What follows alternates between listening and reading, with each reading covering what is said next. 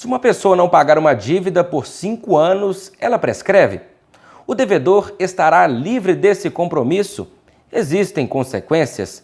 Você vai saber melhor sobre esse assunto agora no quadro Pense Direito. Acompanhe.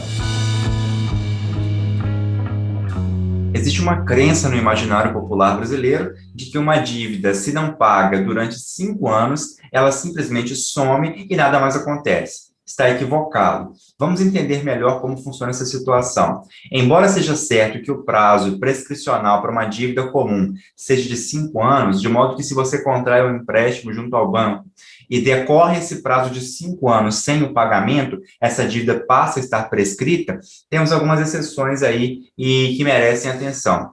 O primeiro caso é o seguinte: esses 5 anos têm que transcorrer sem que a instituição bancária efetue a cobrança judicial dessa dívida, por exemplo. Porque se a instituição, dentro desses 5 anos, entra com um processo e cobra efetivamente essa dívida, por mais que o processo dure 5, 10, 15, 20 anos que seja, não falaremos mais na prescrição de 5 anos, essa prescrição não haverá, a dívida poderá ser cobrada e continuar sendo cobrada ali por meio da justiça, tá bom? Então, para ocorrer a prescrição, esses 5 anos têm que decorrer sem que haja qualquer cobrança judicial dessa dívida. Primeiro ponto. Uma vez ocorrida essa prescrição, vamos supor então que o banco não cobrou essa dívida judicialmente durante os 5 anos, deixou prescrever.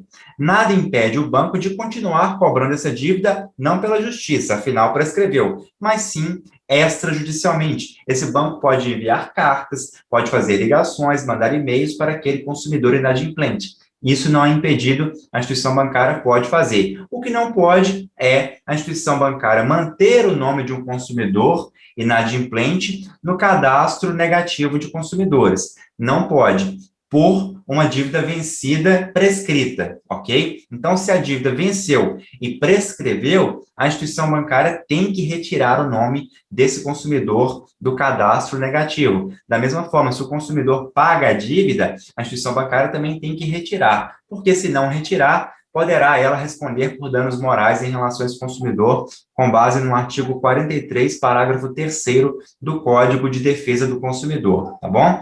Então, a partir do momento que o consumidor paga a dívida e esse pagamento é confirmado perante a instituição bancária, ela tem um prazo de 5 dias úteis para retirar o nome dele do cadastro negativo. Da mesma forma, a dívida prescreveu, a instituição bancária tem um prazo de 5 dias úteis para retirar o nome desse consumidor do cadastro negativo. Lembrando que se ela prescreveu, ela pode continuar sendo cobrada, mas o nome do consumidor não pode mais constar em cadastro negativo. Repito, não quer dizer que a dívida some, não. A dívida prescrita continua. O que não pode é ser cobrada judicialmente e nem o nome do consumidor permanecer ali no cadastro de inadimplentes. Mas mesmo a dívida prescrita não paga, ela pode servir para que a instituição bancária, nos seus registros internos, por exemplo, eventualmente não conceda um empréstimo para aquela pessoa que eventualmente queira. Então, aquele consumidor que já demonstrou no passado que é um mau pagador, por mais que aquela dívida tenha prescrito, o banco pode negar a ele um empréstimo no futuro. Pode, afinal, um consumidor mal pagador pode também, caso queira conceder um empréstimo, fazê-lo com taxas de juros maiores. Afinal, aquele consumidor tem um risco maior para a instituição, então ela tem que, para compensar esse risco, cobrar uma taxa de juros maior, plenamente possível também, tá bom? Então, uma dívida não paga, ainda que prescrita, pode gerar consequências, sim, para o consumidor. Ok? É importante sempre renegociar as dívidas, caso não tenha condições de pagar à vista, fazer um parcelamento ali para quitar as dívidas, porque aquilo não pode ficar eternamente, porque isso gera prejuízos significativos para o consumidor, tá bom? Então, basicamente é isso. Essa é a dinâmica que rege esse tipo de dívida civil no nosso direito brasileiro. Obrigado pela sua audiência. Se gostou do vídeo, por favor, deixe o seu like e se inscreva no canal para aumentar a relevância dele no YouTube.